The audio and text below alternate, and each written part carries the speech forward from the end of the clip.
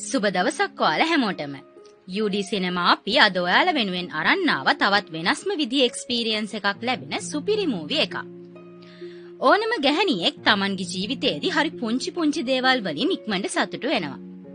සැමියා Taman අඳින ඇඳුමකට ලස්සනයි කියන එක, දවසකට සැරයක්වත් ආදරෙන් තමන්ව වැළඳගෙන හාදුවක් දෙන එක, මහන්සි වෙලා ඉන්න වෙලාවක වතුර එකක් හරි ළඟට ගෙනත් දීලා මහන්සිද කියලා අහන එක, ඉඳ හිට හරි තමන්ට ඇඳුමක් අරන් දෙන එක වගේ චූටි දේවල් වලින් ගෑනු හිත් ගොඩක් සතුටු වෙනවා.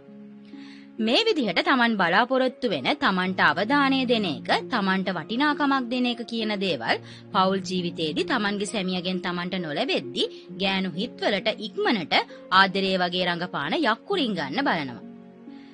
මේ කෙඩා කියන 2025 වසරේ රිලීස් වුණ මූවි එකේ එන ප්‍රධාන චරිත වෙන සවිතගේ ජීවිතයට වෙන්නේත් ඒ දේම තමයි. ඒ ගැන දැනගන්න මේ වීඩියෝ එක ඉවර වෙනකන් ඔයාලා අපිත් එක්ක එකතු වෙලා ඉන්න.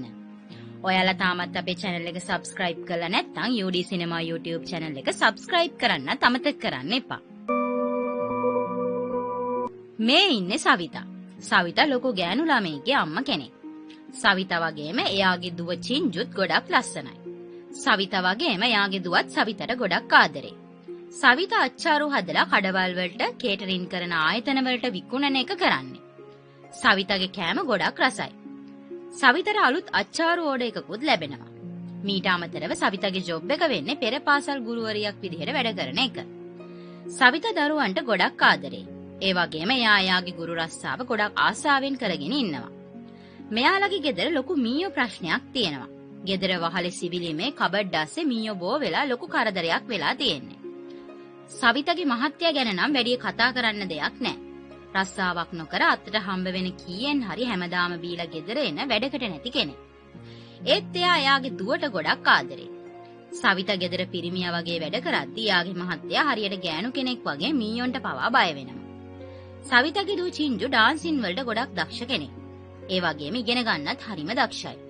සවිතාගේ මුළු ජීවිතේම වෙලා තිබුණේ එයාගේ දුව. ඒත් දවසක් චින්ජුගේ ඉස්කෝලෙන් සවිතට එන්න කියලා කියනවා චින්ජුගේ අධ්‍යාපන මට්ටම ටිකක් පහළ බැහැලා කියලා. චින්ජු පාසලේ හොඳම ළමයා නිසා එයාගෙන් පාසලේ ඉහළම ලකුණු බලාපොරොත්තු වෙනවා කියලා විදුහල්පති සවිතට කියනවා.